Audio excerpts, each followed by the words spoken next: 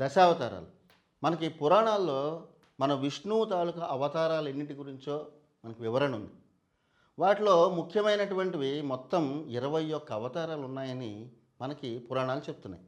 వాటిని ఏకవింశతి అవతారాలని అంటారు. వాటిలో మన భూమికి సంబంధించినవి ముఖ్యంగా, పైగా మనం ముఖ్యంగా ఆరాధించేటువంటి అవతారాలని ఒక 10 అవతారాలుగా గుర్తించారు. వాటిని దశావతారాలు అంటారు. ఆ దశావతారాల గురించి మన పెద్దలకు బాగానే తెలుసు. కానీ ఆ దశావతారాలు ఏమిటి? ఆ దశావతారాల్లో ఒక్కొక్క అవతారం వెనుక ఉన్నటువంటి కథ ఏమిటి? ఆ అవతారాలు ఎందుకు రావాల్సి వచ్చాయి? ఏ సందర్భంలో విష్ణువు ఆ అవతారాలను ఎత్తాల్సి వచ్చింది? ఒక్కొక్క అవతారంలో ఏ రాక్షసుల్ని, అలాగే ఏ లోక కళ్యాణ ఘట్టాలని ఆ అవతారాలు నిర్వర్తించాయి? ఇలాంటి విషయాలన్నింటినీ కూడా మనం ఇండియన్ వేదిక్ స్కూల్లో ఒక్కొక్క అవతారం గురించి మంచి మంచి ఇందులో తీసుకున్నటువంటి చరిత్రని సులువుగా అర్థమయ్యేలా కథల రూపంలో చెప్పడం జరిగింది. దశావతారాల వరుస క్రమంలో, అంటే ఆ దశావతారాల వరుస క్రమంలో మన జీవన విధానానికి లేదా మన ఎవల్యూషన్ థియరీకి సంబంధించినటువంటి లింక్ కూడా ఉంది. సో ఇది చెప్పడానికి ఏంటంటే సులువుగా ఉన్నా కూడా ఆ అవతారాల్లో మనకు కనిపించేటువంటి అర్థం మనకు అలాగే కనిపిస్తుంది.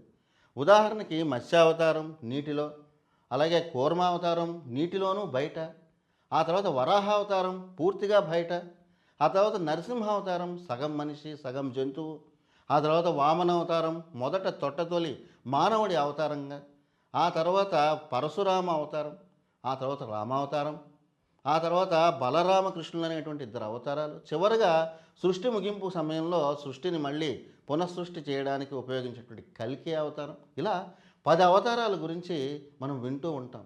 కానీ ఆ అవతారాల వెనుక ఉన్నటువంటి కథలు చాలా పురాణాల్లోని కానీ ఈ అవతారాల వెనుక ఉన్నటువంటి కథలను మనం పురాణాల్లో చదువుతూ ఉంటాం. ఆ పురాణాల్లో ఉన్నటువంటి దశావతారాల చరిత్రని సులువుగా అర్థం చేసుకునే విధంగా మనం ఈ ఇండియన్ వేదిక్ స్కూల్లో ఒక్కొక్క అవతారం గురించి ఒక్కొక్క చరిత్రను వివరించడం జరిగింది.